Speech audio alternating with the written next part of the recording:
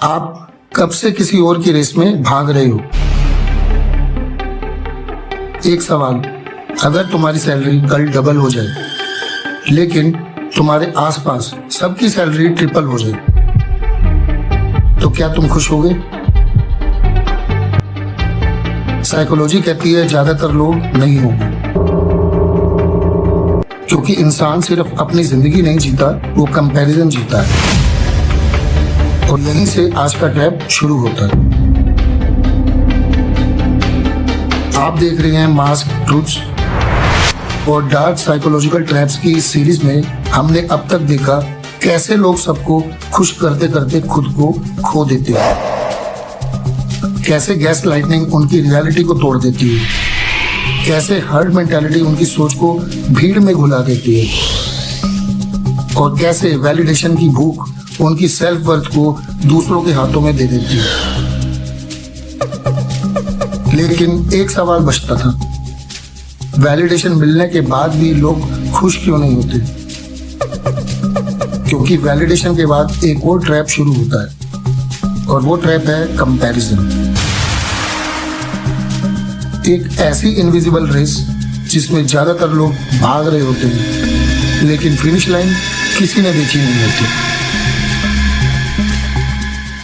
याद रखना, ट्रैप एक जेल नहीं होती।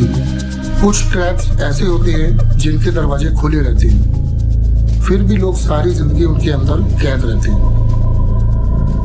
ये कहानी है अर्जुन की। 24 साल छोटे शहर से आया, दिल्ली में जॉब करता था, मेहनत करता था, खुश था। कम से कम उसे लगता था कि वो खुश था। फिर एक दिन उसने अपने स्कूल फ्रेंड रोहन की इंस्टाग्राम प्रोफाइल देखी। स्टार्टअप फाउंडर, यूरोप ट्रिप, नया apartment, perfect photos, perfect smile, perfect life. Arjun ने फोन बंद कर दिया, काम पर बैठ गया, लेकिन कुछ बंद नहीं हुआ। उसके अंदर एक छोटा सा सवाल, रोहन आगे कैसे निकल गया? अगले दिन फिर प्रोफाइल देखी, फिर कंपेयर किया, सैलरी, पोजीशन, लाइफस्टाइल, सक्सेस। और धीरे धीरे अर्जुन ने एक गलती कर दी, एक ऐसी गलती जो करोड़ों लोग रोज करते हैं। उसने अपनी जिंदगी नापना बंद कर दिया और किसी और की जिंदगी से अपनी वैल्यू नापनी शुरू कर दी। और यही ट्रैप शुरू होता है, क्योंकि कंपैरिजन एक इमोशन नहीं है, कंपैरिजन एक सिस्टम है। और उस सिस्टम का एक नाम है इनविजिबल स्कोर कार्ड। तुम रूम में एंटर करते हो, दिमाग कैलकुलेशन शुरू कर देता है। किसके पास बेटर जॉब है, किसकी बॉडी बेटर है, किसके फॉलोअर्स ज्यादा है, किसकी रिलेशनशिप बेटर लग रही है, किसको ज्यादा रिस्पेक्ट मिल रही है। ये सब अनकॉन्शियस लेवल पर होता है और तुम नोटिस भी नहीं करते, लेकिन स्कोर कार्ड चल रहा होता है हर वक्त। और सबसे खतरनाक बात, ये स्कोर कार्ड तुमने बनाया ही नहीं, लेकिन तुम्हारी जिंदगी उसके हिसाब से चलने लगती है। 1 महीने बाद अर्जुन को अपना काम बोरिंग लगने लगा। 2 महीने बाद उसकी अचीवमेंट्स छोटी लगने लगी। 3 महीने बाद उसे लगने लगा कि वो पीछे रह गया। मगर सच क्या था? उसकी सैलरी बढ़ी थी, उसकी स्किल्स इंप्रूव हुई थी, उसकी लाइफ पहले से बेटर थी। लेकिन इनविजिबल स्कोर कार्ड पर यह सब काउंट नहीं हो रहा था, क्योंकि कंपैरिजन में तुम्हारा प्रोग्रेस मैटर नहीं करता, सिर्फ किसी और का पोजीशन मैटर करता है। हजारों साल पहले कंपैरिजन यूजफुल था।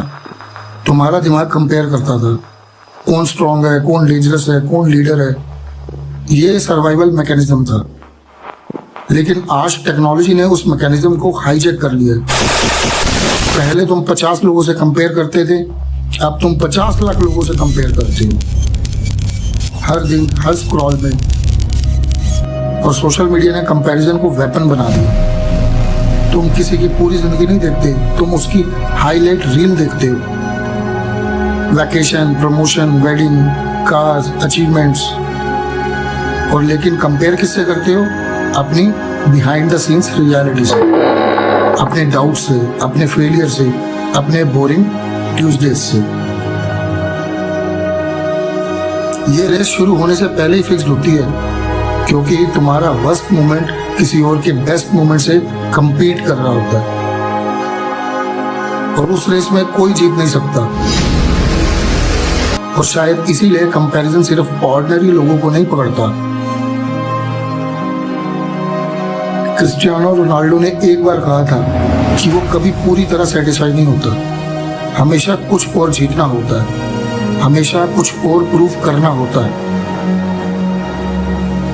सोचो, जिस इंसान ने दुनिया के लगभग हर मेजर ट्रॉफी जीती, अगर उसका स्कोर कार्ड बंद नहीं हुआ तो सिर्फ सक्सेस कंपैरिजन का इलाज नहीं हो सकती। अर्जुन के पास भी यही सवाल था। एक रात उसने अपनी पुरानी डायरी खोली, 3 साल पुरानी।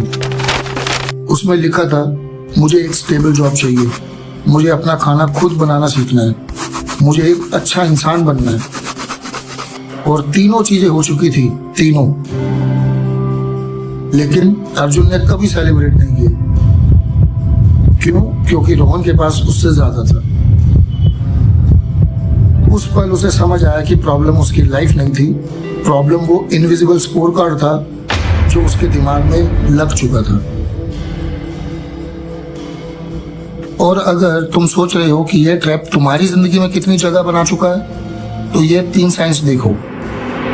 पहला, किसी और की अचीवमेंट्स देखते ही तुम्हारा दिमाग तुम्हारी अचीवमेंट्स भूल जाता है। दूसरा, तुम गोल्स चूज करते वक्त ये ज्यादा सोचते हो कि लोग क्या इंप्रेस होंगे, ये कम कि तुम सच में क्या चाहते हो।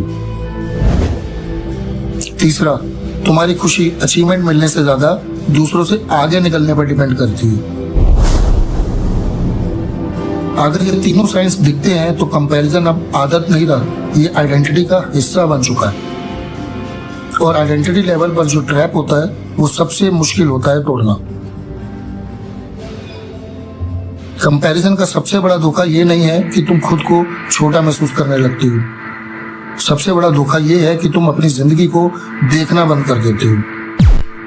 और जिस दिन इंसान अपनी जिंदगी देखना बंद कर दे, उस दिन कंपैरिजन जीत जाता है।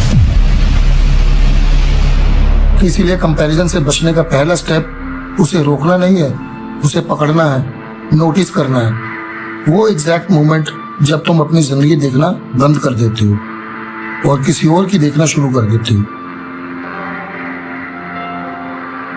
एक आखिरी सवाल, अगर दुनिया में तुम्हारे अलावा कोई और इंसान ही ना होता, तो क्या तुम फिर भी खुद को फेलियर कहते?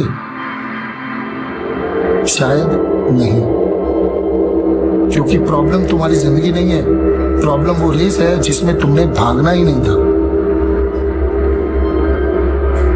कंपैरिजन तुम्हें इसलिए डिस्ट्रॉय नहीं करता क्योंकि कोई तुमसे बेटर है, कंपैरिजन तुम्हें इसलिए डिस्ट्रॉय करता है क्योंकि तुम भूल जाती हो कि तुम रेस में थे ही नहीं।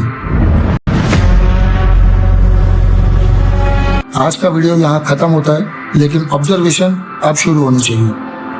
अपने रिएक्शंस को देखो, अपने डिसीजंस को देखो और कभी कभी अपने कंपैरिजंस को भी देखो। मास ट्रूथ को सब्सक्राइब कर लीजिए ऐसे ही और साइकोलॉजिकल ट्रैप्स समझने के लिए। मैं यहाँ रहूंगा आपको दिखाता हुआ कि कब आपकी सोच आपकी होती है और कब किसी और की। यहाँ पर्दा उठेगा धीरे धीरे।